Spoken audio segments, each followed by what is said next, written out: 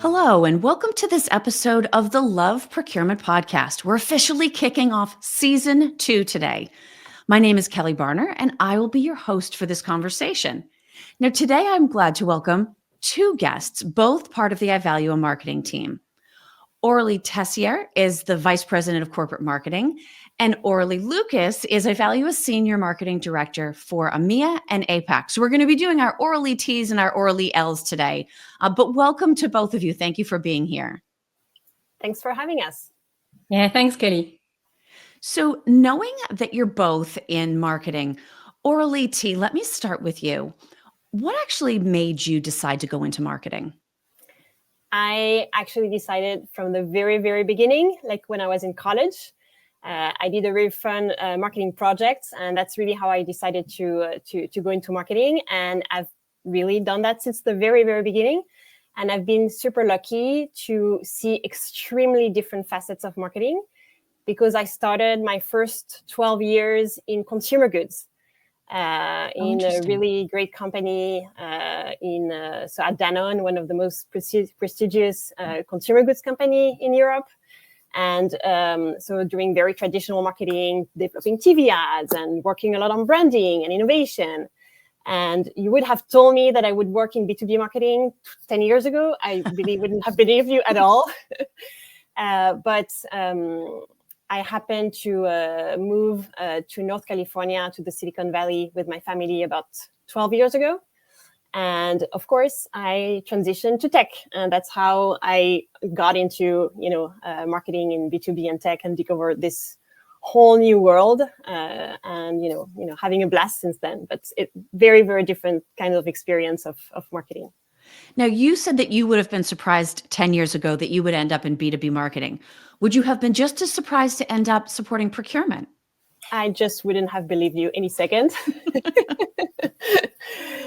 So yeah, that was really the opportunity for me to discover a whole new world within the tech world. And that's really what's been truly so fascinating for me. And especially like seeing, so I've been at Ivalua for the past 6 years now.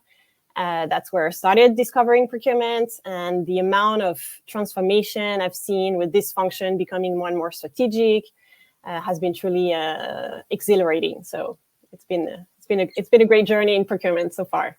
Well, on behalf of procurement, we're very glad to have you. We're glad you found your way here. Aurelie L, same question for you. How did you end up working in marketing? So pretty much the same as Aurelie T. I've been working in marketing for the very beginning. I've graduated the BSc International Business School in Paris, where I had a specialization in international marketing. So during those years, it was very a discovery mode around marketing.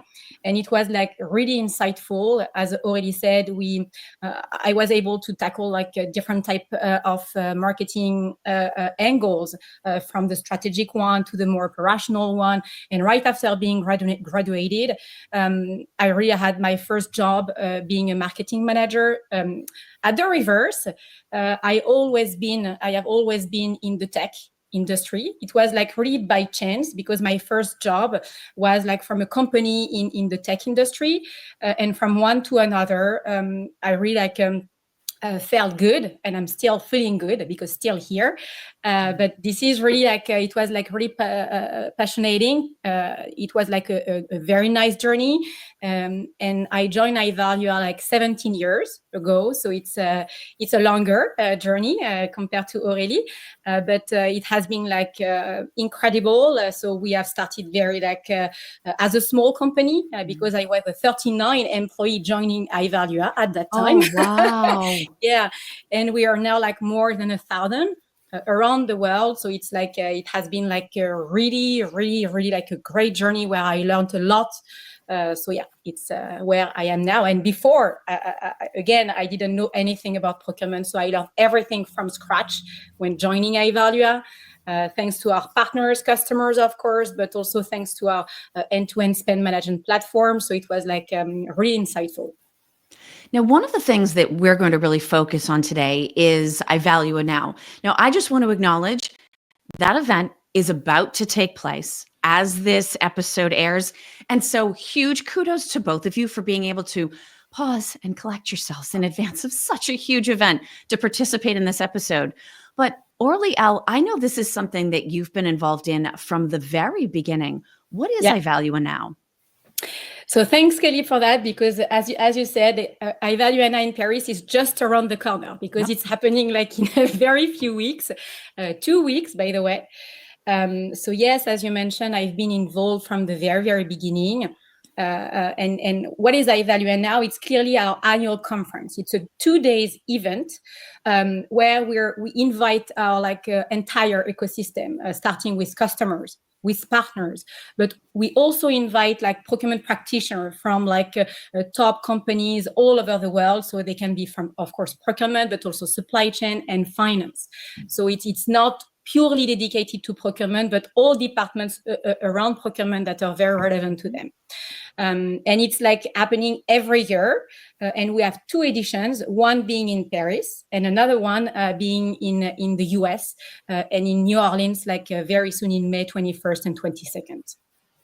Now, you talked about the fact that this event has been running for a long time. It's obviously expanded, both to the US and also in terms of the number of people attending. But what are some other ways that this event has changed and evolved over time? So we have started this event in 2011. So it's been, as you mentioned, quite a while. At the very beginning, it was not Ivalua NOW. It was known as Ivalua On Air, and it was happening only in Paris. Okay, and it was happening every 2 years. So it was a kind of a different format. But we had a couple of editions like that every 2 years, as I said. And in 2017, we decided to expand the event concept to the US. And this is where basically we decided to change the name to Ivalua NOW. So Ivalua NOW journey started in 2017 as it is now. And we are now doing that every year, as I mentioned just before. So yeah.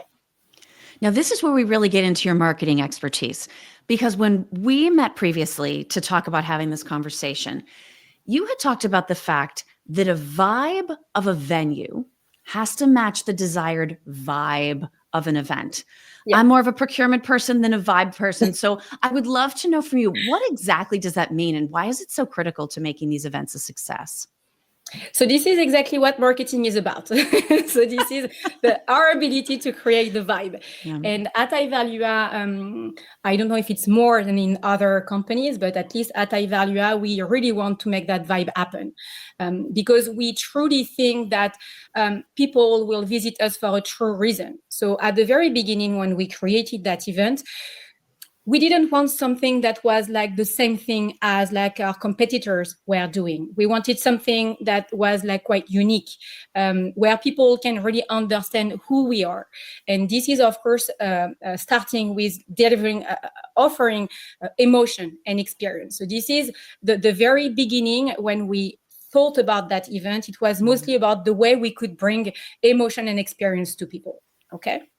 So it was the first thing that we did, and year after year, we put a lot of effort in finding the right venue to fit with our event theme, and really think out of the box to make sure that what we are offering to our attendees are reflecting what we want them to get at the end. So it's everything is in details, I must admit.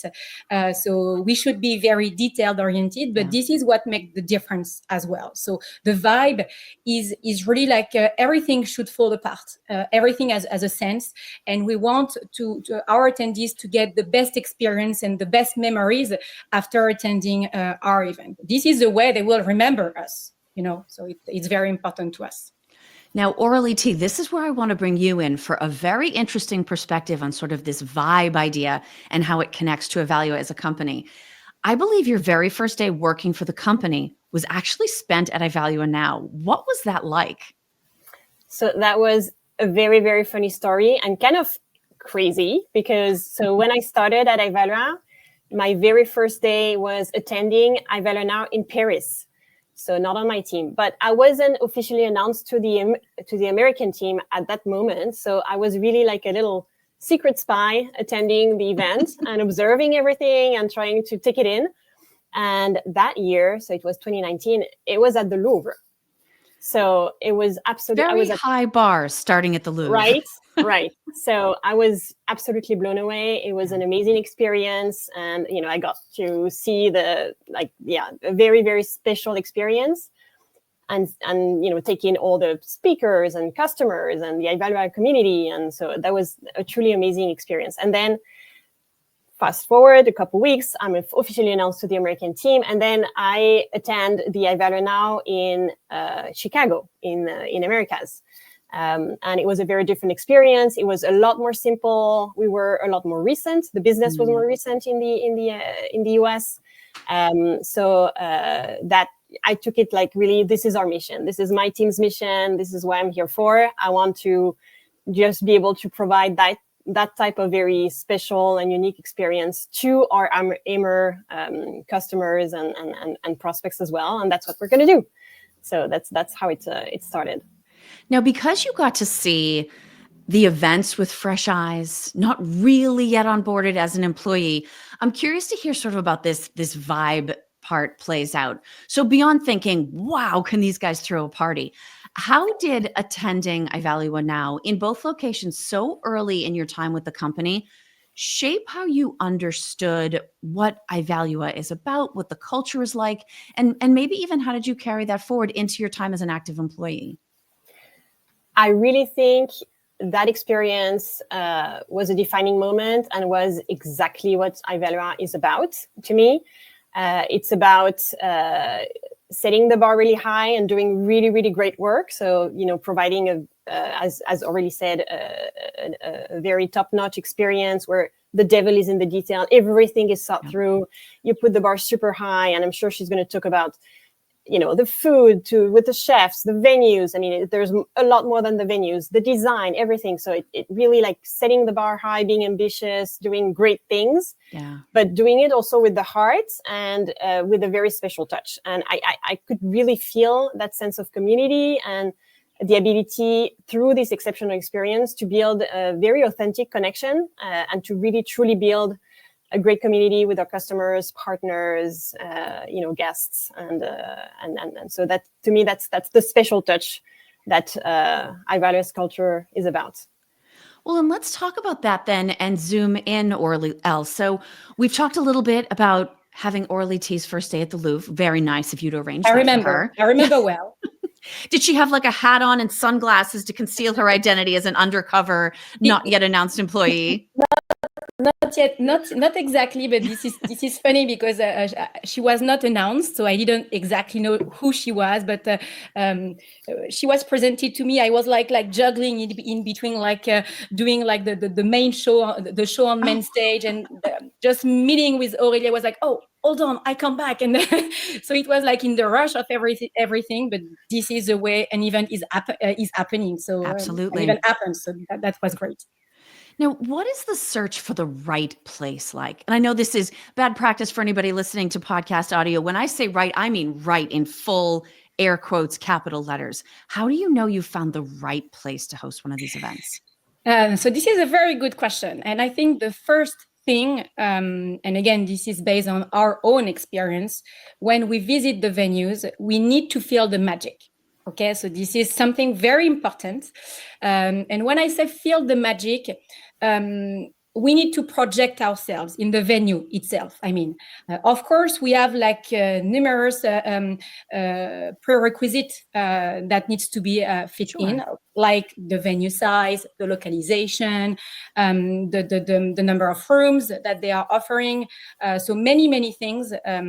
But what is also like very important to us compared to any like classical or impersonal hotel, convention center or whatever, is that we have a kind of a cachet, like a venue that has a soul or a history, something that really like is like us, okay, because this is like an extension of us. So we need to be very comfortable in like being in that venue, something that is really fitting with what we have to say. So it's more complex than we can ever think, but this is also the very tricky part, because as soon as we have like listed a couple, because I can tell you that there is not like 1,000 venues like that. Sure. But as soon as we have like all that set, then the venue has to be available and at our dates. And this is like another challenge. So yeah, this is like the very beginning of like every year's project. Start with like finding the right venue. So it's it's very like setting up the high bar from the very beginning, and then project ourselves into the project directly. What are some examples of venues that fit the bill, both in terms of what you would be looking for and were also available where you've had the opportunity to host events?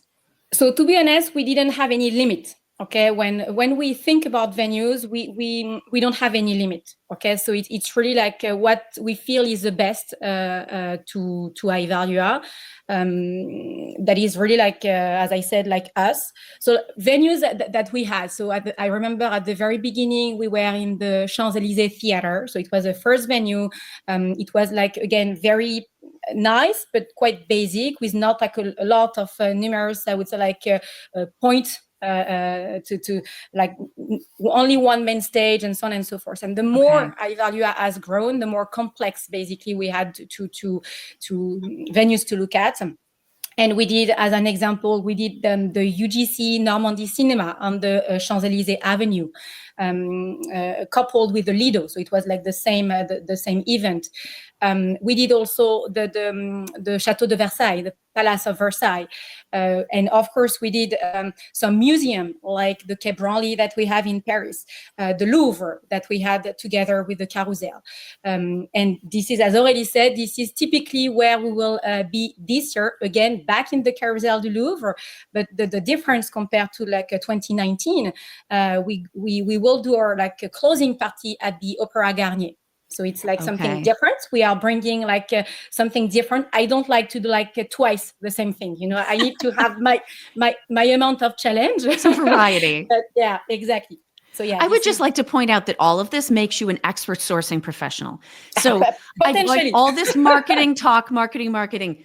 Don't be fooled, anybody. This is world-class professional sourcing taking place to pull off Ivalua NOW for a year. And like a funny story, because this is like also like sometimes hard for us to convince venue that it is us and no one else. So I remember that for some like very high demanded venues, we had to pitch like the venue itself about why they should get us. Like, please let us come have our event here. Exactly. So it was like a kind of an exercise, but we made it. So we had finally the venue that we were like aiming for. So it was like finally good. But yeah, it happens. Now that's a very European focus, right? Lots of locations in France we're talking about. Aurelie T, what is that venue search and selection process like in the US compared to what it's like in Europe? Yeah, so that's really a great question, because it is extremely different. Because the US is a very, very big country. So it's vast. So we have many, many options.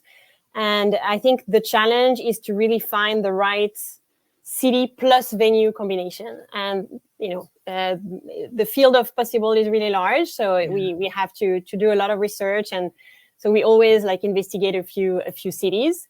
But what we really try to come up with is a right combination of a city that is convenient enough and accessible enough and close to where our customers are, which is mostly like East and Central right now for now. And it's changing, but also find venues that have a story, like something to tell, something that can make it a really, truly a special experience. And that's how we came up. Like, so the 3 past years that I've been here after the online pandemic thing where we had to go online, we had our events in it was a completely different experience. The first one was in Washington, D.C. at the Ronald Reagan Building Center. And then National Portrait Gallery was the closing party. So it was very elevated, more formal, and very nice and classic and traditional. And then the following year, we went a bit more crazy. We went to Nashville and we did our events at the Country Music Hall of Fame. And we had a closing party at the Grand Ole Opry. So that is very different than the National Portrait Gallery. It is very different. So yeah, it was country vibe. It was fun. And then last year was also completely different. We were in Miami, Miami Beach, at the FNA Forum, which is a really, really nice, very design and modern building. And we did our closing party at the 1111 Lincoln Garage, which is an open air garage. So at the top floor, we had like amazing views of the cities and the ocean and a Havana atmosphere. So it was very Miami-like and a completely different, atmosphere and experience than the one the year before too. Now, how do you balance going in? And I'll stay with you, Aurelie T, and then I'll probably ask you the same question, Aurelie L. How do you make sure, we've talked a lot about vibe and the personality of a venue and the soul of an environment that gets created at one of these events. How do you balance out those very sort of marketing, cultural first elements with the fact that this does at the same time need to be a professional, productive, educational kind of event? Aurelie T, how do you balance out those two, maybe sometimes competing and maybe other times working together nicely sorts of demands?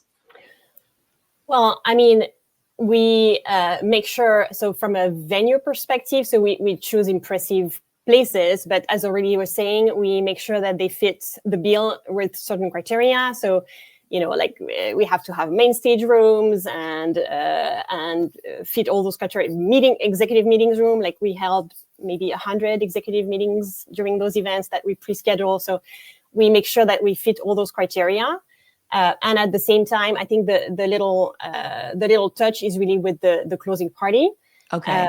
Where we really try to bring some more fun. But I would say there's something else that we haven't mentioned yet, which I think is also very, very special, and that really is actually a really good, represents really well this mix of being super professional, but also being fun and kind of a little bit different.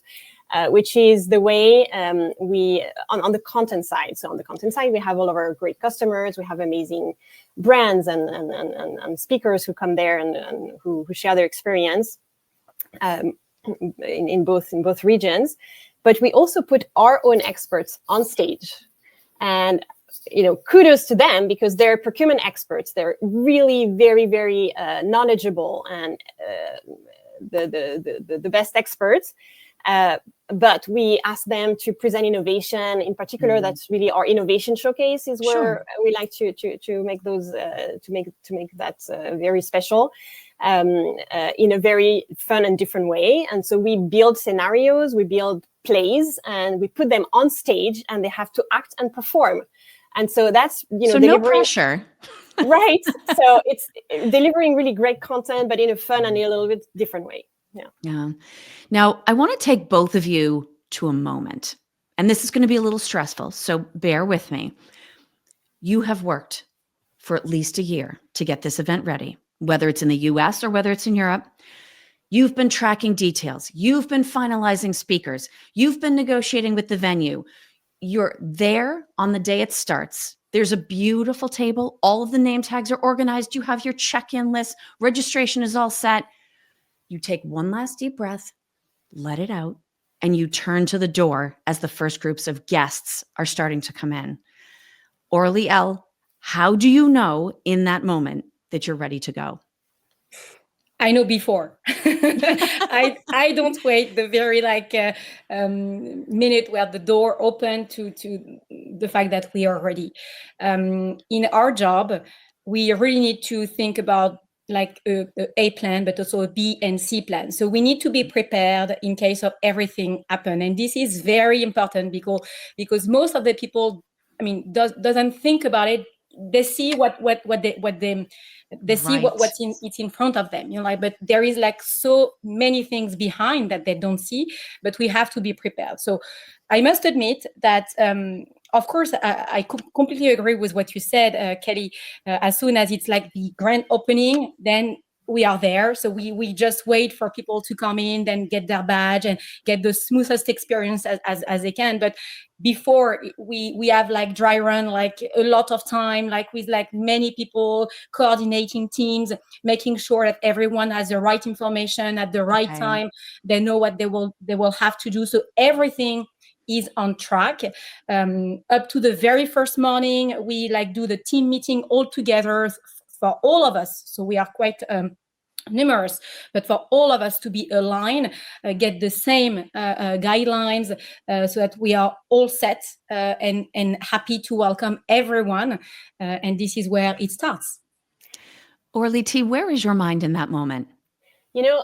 I agree with Aurelie. There's so much work and preparation that goes into everything to make sure that everything is covered, is prepared, is impeccable, and all of that. And at the same time, you need to be completely open to unknown. And things happen. Things always happen. Like we had speakers cancel at the last minute. We had a keynote speaker cancel at the last minute. So you have to be agile, very prepared, and very agile, and very ready to manage things that are absolutely not prepared. And I think my feeling there is, I'm not alone. Like we have a whole team. Like it's such a teamwork. It's a company event. It's a company effort. We had the whole team behind us, and so we find solutions. We find solutions, and it always turns out great. And the guests have no idea what we're dealing with, and the little things that don't go exactly as planned. People have no idea, and we make sure that they have a good experience. Maybe you get to exhale after the event. I've been to enough of these events. I've even been to these events on the provider side. I will remind everybody in procurement, you have no idea how much goes on to make these events possible. But they are meant to be fun. And the more that you put in, the more people do take away, as we've talked about today. Parting question for each of you. Aurelie T, what is something special or unique that guests will experience at an Ivalua NOW event this year, whether you want to talk about Paris or whether it's something in New Orleans, which I know is a couple months later? Yeah, so it's a little bit later, but I'm going to talk about that because I'm so excited about this year. It's again going to be such a completely different, experience and setting. And so this year, people are going to be experiencing our opening keynotes and opening show on the very field in New Orleans where the Super Bowl took place a couple of weeks ago at the Caesars Superdome. So that's extremely cool.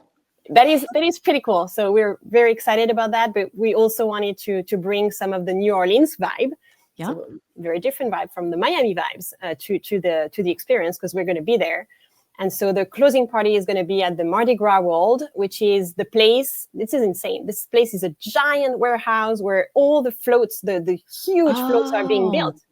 So we're gonna go there, see some live artists that are painting and doing the floats, and then there's a surprise at the end. But you have to come to know what it is, because I'm not going to reveal it.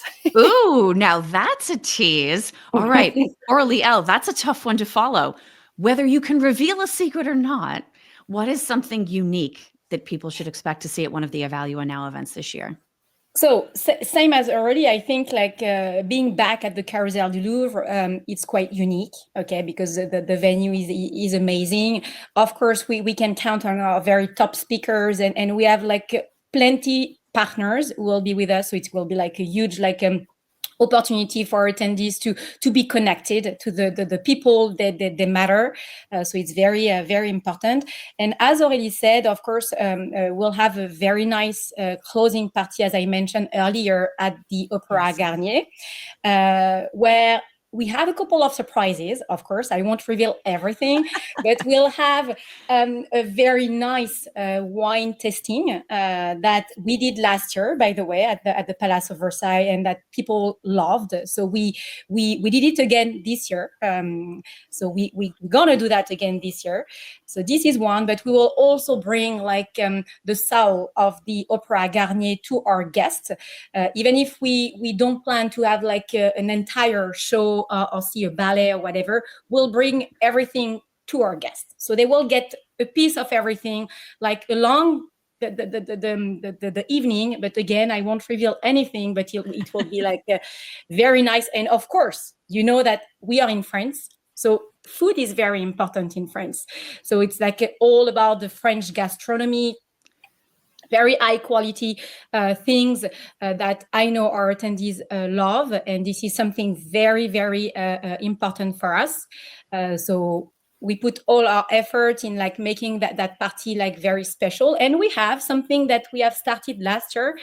After that closing party, we're gonna do an after party back at the Carousel du Louvre. So this is like a bit more fun.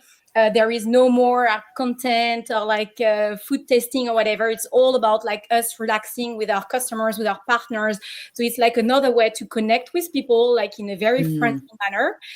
So this is also like a great opportunity that we have. So after the wine has started to flow, you get to go back and see the Louvre again for an after party. How fun. Now, if people are watching us talk about this, if they're listening to us talk about this, and they either want to know what the surprises are in New Orleans or Paris, or if they just want to be a part of the amazing Ivalua NOW experience, is there still time for people to attend these events? So maybe I can start because like Ivalua NOW in Paris is happening in 2 weeks. So we are doing like pretty great. We are like packed, I would say. So we are like about to close in-person registrations by the end of this week. But of course, the virtual attendance is still something feasible for people who would like to connect and just like watch a session that they will like to get. That's absolutely feasible until the day before the event. But yeah, we almost have like more than 1,000 registration in person. Wow. So that's like that promise to be like a great event again. And Aurelie T, New Orleans is a little bit further out. So is there more of an opportunity to sign up and be a part of that event?